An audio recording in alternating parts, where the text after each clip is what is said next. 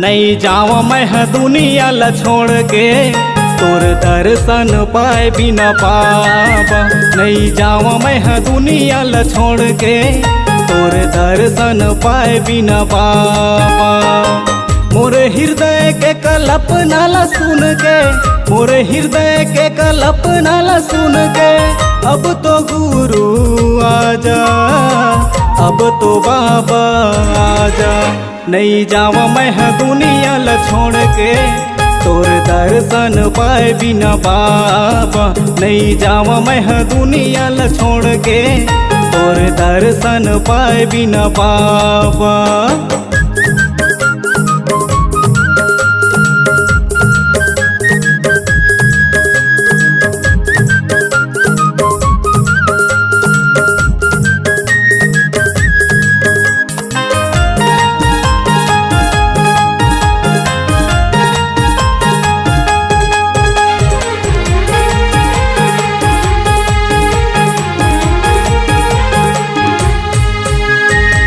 सतनाम के मीठ बोली ला सुन के, मन में जपत रही था। सुबह ले शाम हो जाते गुरु बाबा, तोरे दर्शन बर तरसत रही था।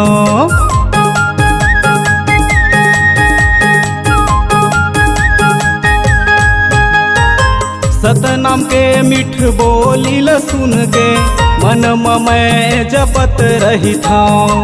सुबह ले शाम हो जाते गुरु बाबा, तोर दर्शन पर तरसत रही था।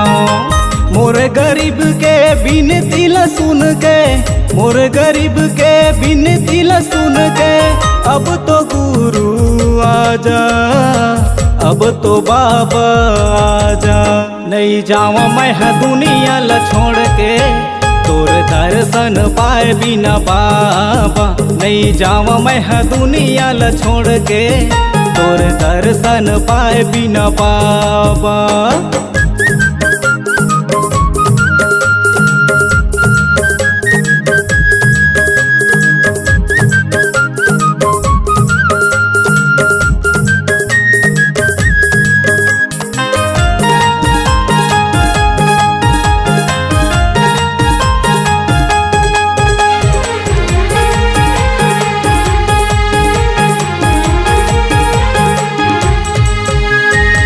सतनाम के गुरु ज्ञान लपा के, तर जातीस मोर जिंदगी।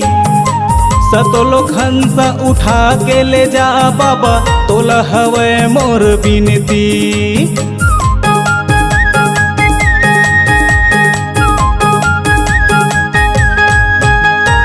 सतनाम के गुरु ज्ञान लपा के, तर जातीस मोर जिंदगी। सतलो खंसा उठा के ले जा बाबा, तोला हवे मोर बिनती।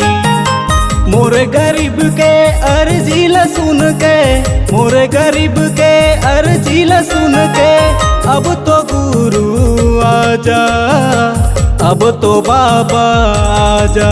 नहीं जावा मैं दुनिया ला छोड़ के, तोर दर्शन पाए बिना बाबा।